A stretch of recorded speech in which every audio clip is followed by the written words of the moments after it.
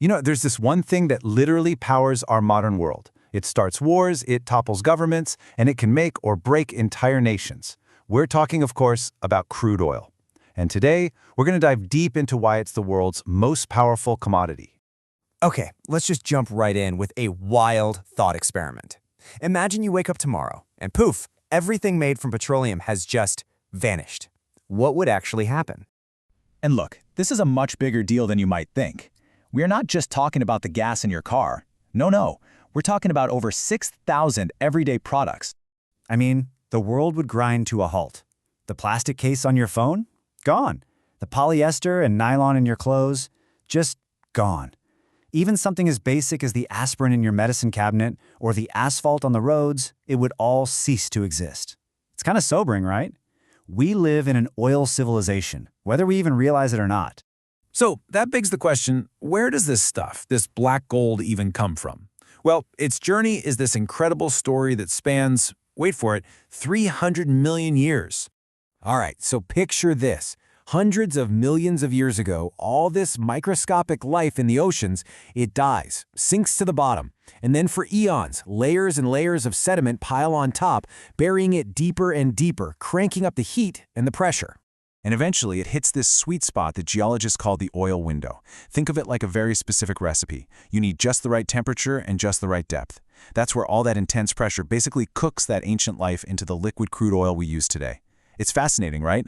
A little too hot and you just get gas. A little too cold and, well, nothing happens. It's really a kind of geological miracle. But here's the thing. Raw crude oil is pretty much useless straight out of the ground. The real magic happens inside these massive distillation towers. Basically, they heat the crude oil until it becomes a vapor. And as that vapor rises and starts to cool, different products condense out at different levels.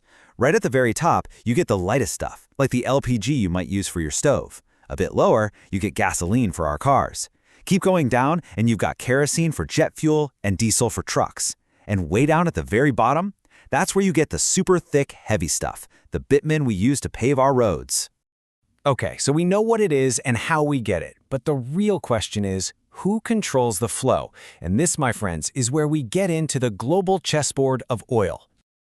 For decades, whenever you thought of oil, you probably thought of the Middle East, right? But just look at who's on top now. The U.S. shale revolution, it happened with stunning speed, and it completely upended the global energy map. Right now, the USA is the world's #1 producer, with Saudi Arabia and Russia right behind. But, and this is a huge but, here's the twist. The U.S. also consumes the most oil, by a long shot. This means that even though it's the top producer, it's still a net importer of crude. Then you have China, the second biggest consumer, and it's growing like crazy, with India right on its heels.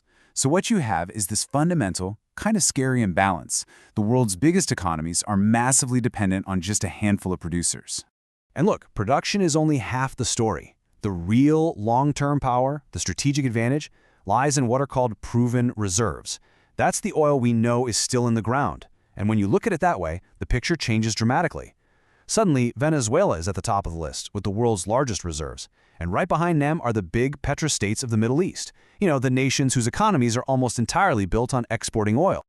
But wait, how can having all that wealth possibly lead to ruin? Well, this is a classic, tragic example of what economists call the resource curse. It's this paradox where having vast natural resources can actually harm a country. It often leads to corruption and prevents other parts of the economy from growing. Just look at the two paths here. You've got Norway. They discovered oil and used the money to build a nearly $2 trillion wealth fund for their citizens. And then you have Venezuela, the world's largest reserves, and yet they collapsed into hyperinflation and a devastating humanitarian crisis. Same resource, two completely different outcomes. So how do all these producers coordinate their power? Well, the main way is through groups like OPEC+. This is basically a cartel, led by Saudi Arabia and including key allies like Russia. Together, they control about 40% of the world's oil production, and by agreeing to cut or increase supply, they're trying to manage global prices, which of course means that when they decide to cut, the price you and I pay at the pump goes up. All of this global dependence, it creates what we can call the oil paradox. On one hand, oil is the absolute lifeblood of our economy. But on the other, it's a constant simmering source of conflict and insecurity.